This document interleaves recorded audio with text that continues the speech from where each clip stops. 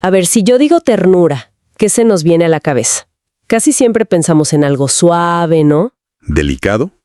Sí, como la imagen de un bebé o, no sé, un cachorrito. Algo frágil que necesita cuidado.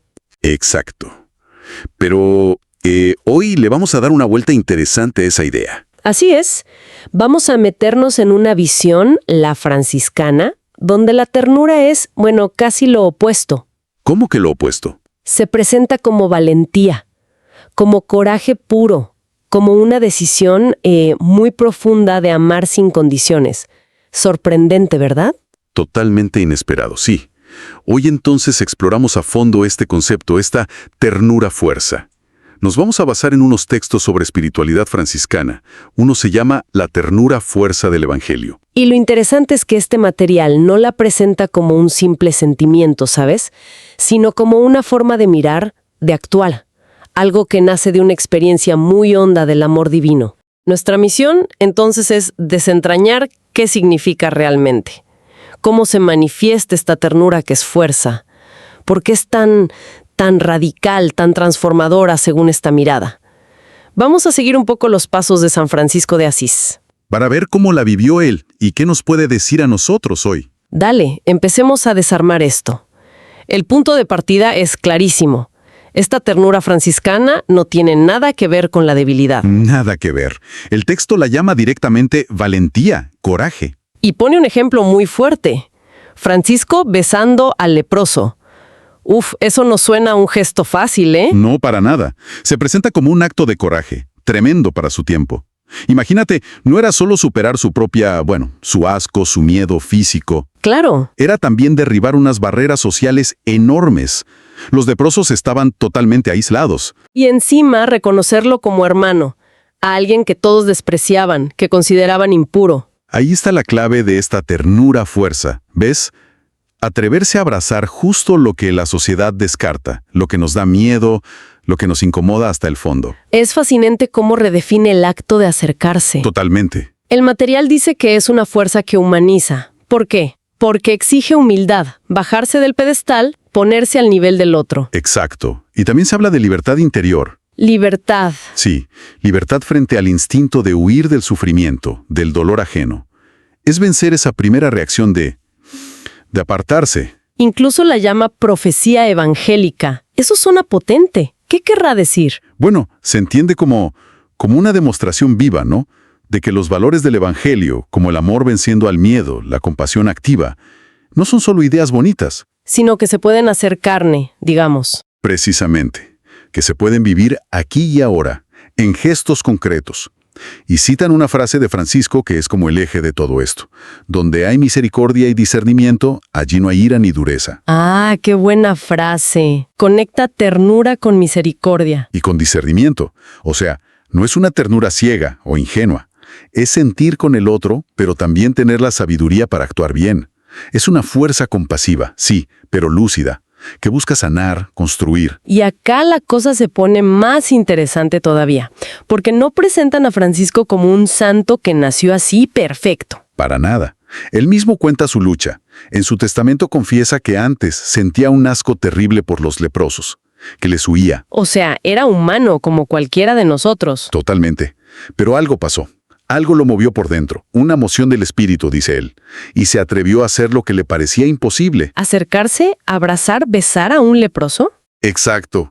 Y ese momento, según cuenta él mismo, fue un quiebre total. El texto recoge sus palabras. Dice, lo que me parecía amargo se me cambió en dulzura del alma y del cuerpo. ¡Qué transformación! El miedo se volvió libertad.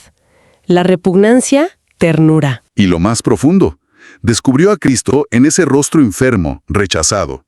Ese paso, ¿no?, del rechazo inicial al abrazo valiente, se presenta como una lección central. Y claro, uno piensa enseguida en hoy. Los leprosos de hoy. Tienen otras caras, claro. Los pobres que nadie ve, los enfermos olvidados, los migrantes que molestan, la gente que se descarta porque no produce, los que sufren solos, los heridos por la violencia. Gente que, seamos sinceros, muchas veces esquivamos. Preferimos no mirar. Y el desafío que plantea esta espiritualidad es justamente ese. Mirar de frente. atreverse a acercarse. Pero ojo, y esto es importante, no por lástima superficial, no por un sentimentalismo que dura un rato. Sí, no. Se habla de una compasión activa, una elección valiente contra la indiferencia que nos rodea. Se insiste, esta ternura es coraje, porque te saca de tu zona de confort. Te hace vulnerable. Te expone, te hace vulnerable, claro. Te implica en la vida del otro, en su dolor. Es entrega. Y por eso es evangelio vivo, porque actualiza esa fuerza que transforma el miedo en abrazo. Suena increíblemente exigente llevar eso a la práctica diaria. ¿Cómo se traduce en gestos concretos que podamos hacer? No se corre el riesgo de que quede en algo simbólico, medio artificial, si no sale de adentro. Es una buena pregunta. Y la respuesta desde esta perspectiva sería, justamente por eso, la transformación interior es lo primero. No se trata de forzar gestos que no sentís, Ok. sino de cultivar esa mirada compasiva. Y entonces, los gestos surgen más naturalmente. En la práctica como se ve, en la cercanía, en estar ahí, en ofrecer tiempo que es lo más valioso que tenemos. En escuchar de verdad, no solo esperando para responder. Exacto, en acompañar con paciencia. La idea es que cada vez que logramos acercarnos a alguien que sufre y le decimos, más con hechos que con palabras, te veo, sos mi hermano, sos mi hermana. Estamos como reactualizando esa experiencia de Francisco a nuestra escala. Exactamente. Hay otro aspecto que me llama mucho la atención. Esta conexión de la ternura con lo pequeño, lo cotidiano, con lo que parece insignificante. Sí, eso es hermoso. Mientras muchos buscaban a Dios en lo grandioso, Francisco, leemos, lo encontraba en la hierba, en una sonrisa, en el canto de un pájaro, en las estrellas. Es una inversión total de valores, ¿no te parece? Comparado con nuestra cultura obsesionada por lo grande, lo espectacular. Totalmente. Y ahí está otra de sus genialidades, digamos. Encontrar lo divino no solo en la catedral imponente, sino en la hoja de pasto. Para él, esto no era solo poesía. Era replantearse dónde está el valor real de las cosas. Un desafío a la obsesión por el poder, por lo que impresiona. Esa capacidad de pararse, de maravillarse, de agradecer lo pequeño. Eso, dice el texto, es la cuna de la ternura. Pero, a ver si entiendo bien la conexión. ¿Cómo se relaciona admirar una flor, por ejemplo, con cuidar a una persona? Suena un poco, no sé, idílico. La conexión que se plantea es la de la sensibilidad. El argumento es este. Quien aprende a acariciar con la mirada una flor, quien se detiene a valorar la belleza gratuita de lo pequeño, está como entrenando algo. Exacto, está cultivando una sensibilidad.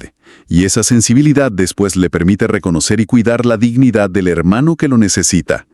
Quien agradece de corazón un vaso de agua está entrenando el corazón para valorar a cada persona por sí misma, no por si me sirve para algo. No es automático, claro. No, no es automático. Es un camino, un aprendizaje del corazón. Entendido. Y eso entonces aterriza en las cosas más comunes y corrientes. Claro. La paciencia con los hijos, el respeto en el trabajo, aunque no estemos de acuerdo, la delicadeza con la gente mayor, la amabilidad al hablar. El esfuerzo por perdonar sin quedarse con el rencor. Eso.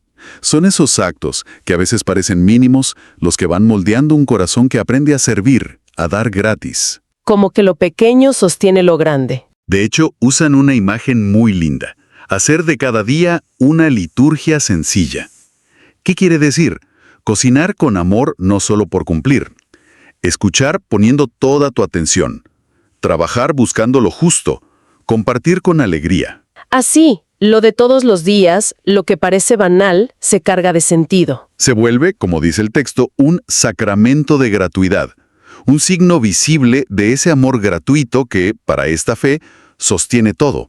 Y que estamos llamados a reflejar en cómo nos relacionamos. Y esto nos lleva derecho a la tercera dimensión, que parece el corazón de todo el mensaje franciscano, ¿no? La ternura como la fuerza que construye fraternidad. Exactamente.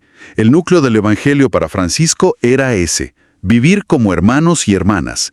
Y la ternura fue su herramienta, su llave maestra para crear puentes, incluso donde parecía imposible. Los ejemplos son conocidos, pero vistos así, cobran otra fuerza. El lobo de Gubbio, por ejemplo. Sí, y la fuente clara. No hay que leerlo como un cuentito para niños, ¿eh? o como un romanticismo ingenuo, Sino como... como la expresión de una convicción profundísima, que incluso en lo que nos da miedo, en lo salvaje, en lo que parece irreconciliable, hay una chispa de bien. Hay una posibilidad de encuentro si nos acercamos con la lógica de la ternura y no de la pelea. O el otro ejemplo, tremendo. Ir a hablar con el sultán de Egipto en plena cruzada. Imagínate. Ir desarmado, buscando dialogar desde el respeto mutuo, en medio de una guerra santa. Es una audacia increíble. Aplicar la ternura no solo en lo personal, sino en situaciones de conflicto extremo, donde lo normal es la violencia, la imposición. ¿Y cómo lo hacía?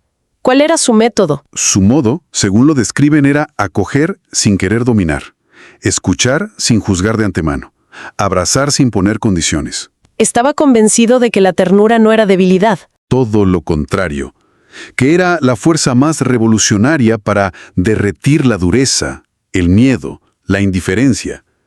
No es solo ser amable, ¿entendés? Es una forma de relacionarse que transforma los vínculos. Los convierte en espacios de misericordia, de sanación. Y la urgencia de esto hoy, bueno, salta a la vista. Con sociedades tan rotas, tan polarizadas, llenas de desconfianza. Sí. ¿Cómo se traduce este construir fraternidad con ternura en acciones concretas hoy, frente a tanta división? La propuesta es clara: ser agentes activos de vínculos verdaderos. Y eso, en la práctica, ¿qué significa? Significa elegir la misericordia antes que la crítica que destruye. El perdón antes que el rencor que te carcome. Exacto. La cercanía y el compromiso antes que la indiferencia cómoda.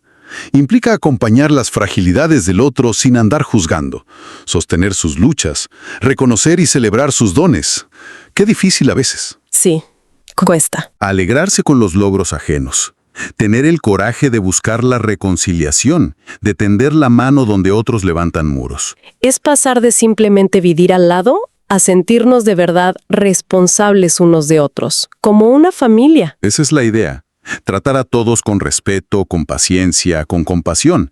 Es, desde esta mirada, reflejar el rostro mismo de Dios. Entonces, si intentamos resumir la esencia de todo esto, la ternura franciscana, como la pinta este material, va mucho más allá de una emoción que viene y va. Es todo un estilo de vida. Sí, un modo de vida completo, que se alimenta de esa experiencia del amor misericordioso de Dios. Y su corazón es reconocer al otro como hermano, sobre todo al que nos cuesta aceptar. Y no es pasividad, es fuerza. Es una fuerza activa, constructora, que busca reconciliar, acoger sin poner límites. Entonces la aplicación práctica. Parece ser que vivir la ternura hoy, con esta inspiración, es poner el corazón tanto en lo pequeño como en lo grande, ¿no? Exacto. Atreverse a perdonar de verdad, decidir acompañar al que está solo, esforzarse por sostener al que está débil. Transformar la cercanía en cuidado real, el diálogo en comprensión profunda. Y valorar cada gesto chiquito como una señal importante de esa fraternidad que se va tejiendo día a día. Cada acto suma. Efectivamente, el llamado que se siente en estas ideas, aunque va especialmente para quienes siguen el camino franciscano, creo que resuena para cualquiera que quiera relaciones más humanas. Es una invitación a todos en realidad. Sí, una invitación a tejer vínculos que sanen, que restauren la confianza, que siembren un poco de paz en nuestro mundo, sea chico o grande. La fraternidad no se decreta, se construye artesanalmente. Gesto a gesto, en la familia, en el trabajo, en la calle. Todos los días. Así que la ternura no es como un adorno, no, sino un camino clave, con poder para transformar personas y a través de ellas comunidades enteras. Un camino que unifica lo que hacemos bajo el signo de la misericordia, del amor fraterno. Cada gesto de cuidado, cada palabra de aliento, cada abrazo, nos acerca a ese ideal. Queda clarísimo entonces cómo esta perspectiva franciscana le da la vuelta a la idea común de ternura. La libera de esa imagen de debilidad. Exacto. La muestra como lo que es: coraje compasivo, atención delicada a lo importante y el cimiento mismo de una fraternidad auténtica, de verdad. Y para ir cerrando, quizás una pregunta para que nos quede picando. A ver. Si nos tomamos en serio esta visión de la ternura como una fuerza activa, valiente, ¿cómo podría cambiar una relación específica que tengamos? O una interacción de todos los días que nos cueste un poco si intentáramos conscientemente cultivarla un poquito más esta semana. Buena pregunta para llevarse. O también, ¿de qué manera el simple hecho de pararnos a reconocer y valorar lo pequeño podría cambiar nuestra forma de ver una situación complicada que estemos viviendo? Ahí queda, para seguir pensando.